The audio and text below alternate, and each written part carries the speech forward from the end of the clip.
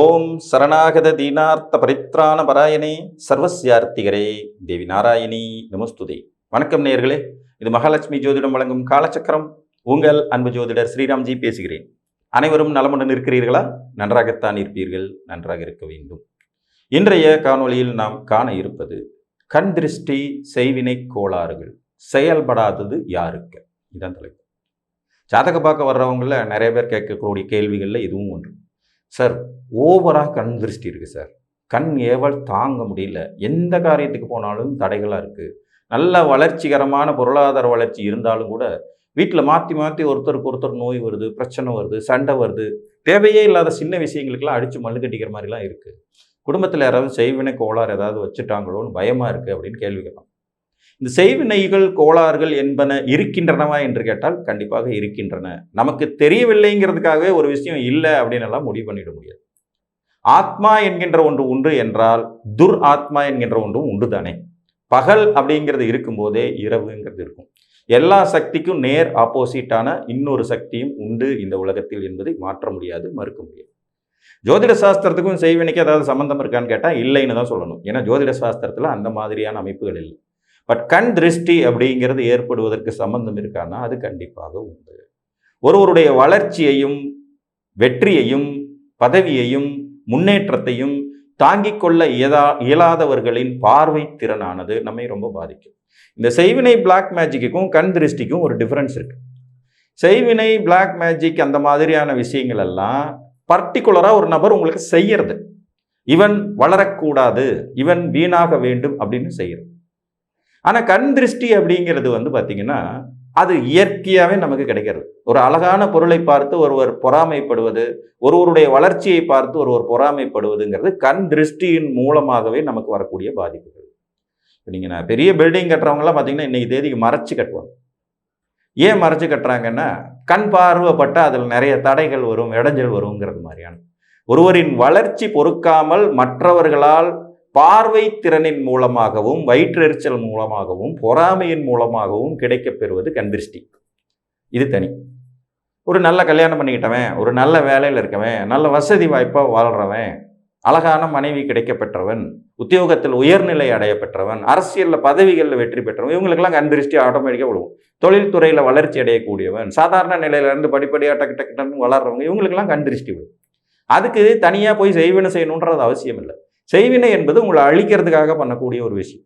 பொதுவாக செய்வினை பாதிப்புகள் அதிகம் யாருக்கு வரும் அப்படின்னு பார்த்தீங்கன்னா சந்திரன் கேது சம்பந்தப்பட்டிருந்ததுன்னா வரும். அதுலேயும் குறிப்பாக 5ஆம் அதிபதி கேதுவோடு சம்பந்தப்படுவது, 5ஆம் இடத்தில் கேது இருப்பது, 5ஆம் இடத்தில் சந்திரன் கேது இணைந்திருப்பது, இவர்களுக்கு செய்வினை கோளாறுகள் வருவதற்கு வாய்ப்பு அதிகம்.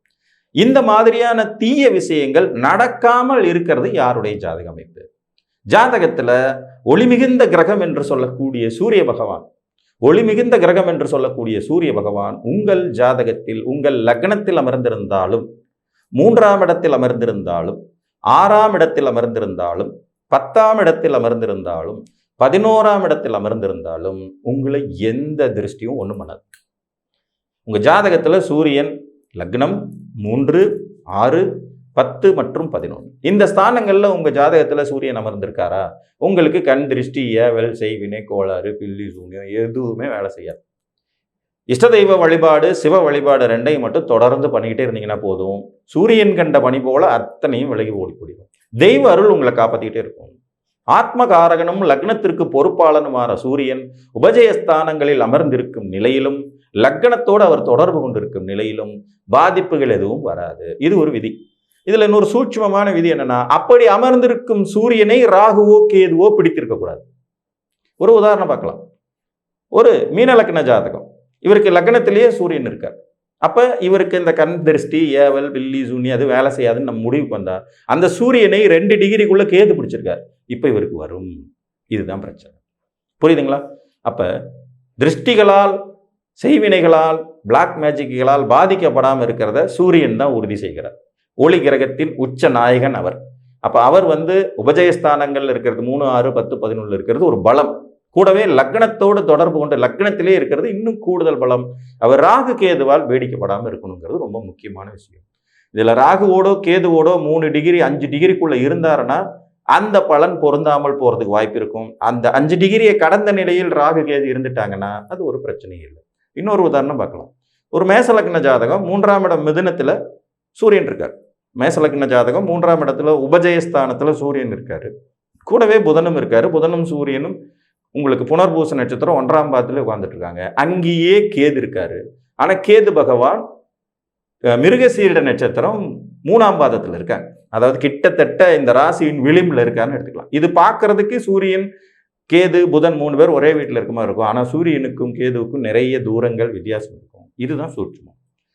அப்போ உபஜயஸ்தானத்தில் சூரியன் அமர்வது மற்றும் லக்னத்தில் அவர் அமர்ந்திருப்பது உங்களை இந்த செய்வினை கோளாறுகள் வில்லி சூன்யம் போன்றவற்றிலிருந்து காக்கும். குறிப்பாக கண் திருஷ்டி அப்படிங்கிற ஒரு சமாச்சாரம் உங்களுக்கு விழுகவே விழுகாது. தொடர்ந்து வாழ்வியலில் முன்னேறி கொண்டே செல்வதற்கான வாய்ப்புகளை கொடுக்கும் அமைப்புகள்லையும் இது உண்டு. பொதுவாக கண் திருஷ்டி அதிகம் பாதிப்புகளை ஏற்படுத்த சந்திரன் கேது சம்பந்தப்பட்டிருக்க வேண்டும். 5ஆம் அதிபதி கேதுவோடு சம்பந்தப்பட்டிருக்க வேண்டும். 5ஆம் இடத்தில் கேது இருக்க வேண்டும்ங்கிற ஒரு விதி இருந்தாலும் மிக முக்கியமான ஒரு அமைப்பு மற்றவர்களின் வேதனையில் உங்கள் வளர்ச்சி இருக்கக்கூடாது. இது ரொம்ப ரொம்ப ரொம்ப ரொம்ப இம்பார்ட்டன்ட். 4 பேர் வயிற்றில் அடித்து நம்ம சம்பாதிக்கிறோங்கிறது அது சரி வராது. எப்படி பார்த்தாலும் அது உங்களுக்கு எதிர்கால பிரச்சனைகளை கட்டாயம் கொடுத்துவிடும். எல்லாமே சந்தோஷமா இருக்கு அப்படின்னு நீங்க நிம்மதியாகவும் மகிழ்ச்சியாகவும் இருந்துட முடியாது. அதற்கான பாதிப்புகள் பின்னாடியே வரப்போகுதுன்னு அர்த்தம். கூடுமான வரை நேர்மையான வழியில் நியாயமான முறையில் உங்கள் உழைப்பின் மேன்மையின் அடிப்படையில் முன்னுக்கு போங்க. ஒரு வியாபாரி வியாபாரம் பண்றதுல ஒரு சில இதெல்லாம் இருக்குங்கிறதெல்லாம் பெரிய ஏமாற்று வேலை அப்படின்னு எல்லாம் எடுத்துக்க வேண்டியதில்லை. அடித்து பிடுங்குவது, வழிப்பறி செய்வது, லஞ்ச லாவணியங்களின் மூலமாக கையூட்டுகளின் மூலமாக பணத்தை சேர்ப்பது, சொத்துக்களை சேர்ப்பது, சொந்த பந்தங்கள் இரத்த சம்பந்தப்பட்ட உறவுகளையே ஏமாற்றி காசு சேர்த்து விடுவது, சம்பாதித்தால் மட்டுமே போதும் என்கின்ற எண்ணத்தோடு எத்தகைய பாவச் செயலையும் செய்ய துணிவது போன்ற காரியங்கள் செய்யும் போது உங்களை தெய்வ அருள் காப்பாற்றாது. கடவுளுடைய அனுகிரகம் என்கிட்ட இருக்கு, நான் எப்படி இருந்தாலும் தப்பிச்சுக்குவேன், கடவுளுக்கும் நான் லஞ்சம் கொடுத்துருவேங்கிற மாதிரி எண்ணங்களோடு போகக்கூடாது. மனசாட்சி என்கின்ற ஒன்றை ஆத்மகாரகன் சூரியன் அவர் தான் காப்பாற்றுறவர். அதே நேரத்தில் அந்த ஆத்மகாரகனையே பொதுவாக இந்த மாதிரியான அமைப்பில் இருக்கவங்க ஆத்மகாரகனை பங்கப்படுத்த மாட்டாங்க.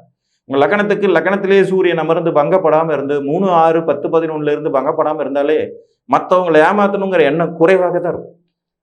அதையும் மீறி பாவக்கோள்களின் வலிமையினால நீங்க அந்த மாதிரியான ஒரு ஏமாற்று வழிகளில் சொத்து சேர்ப்பது, வளர்ச்சி அடைவது, மற்றவர்களின் வாய்ப்பை தட்டி பறிப்பது போன்ற நிலைகளில் வளர்ந்தீர்கள் என்றால் உங்களுக்கு அந்த கண் திருஷ்டி பிரச்சனைகள் சந்திக்க வேண்டிய அவசியம் கட்டாயம் வந்துவிடும். ஸோ மனசாட்சியின்படி நடப்பதும் ஒரு விதமான பரிகாரமே.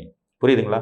தெய்வ வழிபாடுகளை செய்வது, எப்போதும் தன்னம்பிக்கையோடு இருப்பது, யாருக்கும் தீங்கிழைக்காத வகையில் என்னுடைய வளர்ச்சியை தீர்மானித்துக் கொள்வது என்கின்ற அடிப்படையில் நீங்கள் வாழும் பட்சத்தில் எதை நினைத்தும் கவலை கொள்ள தேவையில்லை என்று கூறி மீண்டும் ஒரு காணொலியில் உங்களை சந்திக்கும் வரை உங்களிடமிருந்து அன்புடன் விடைபெற்றுக் கொள்வது உங்கள் அன்பு ஜோதிடர் ஸ்ரீராம்ஜி. நன்றி, வணக்கம்.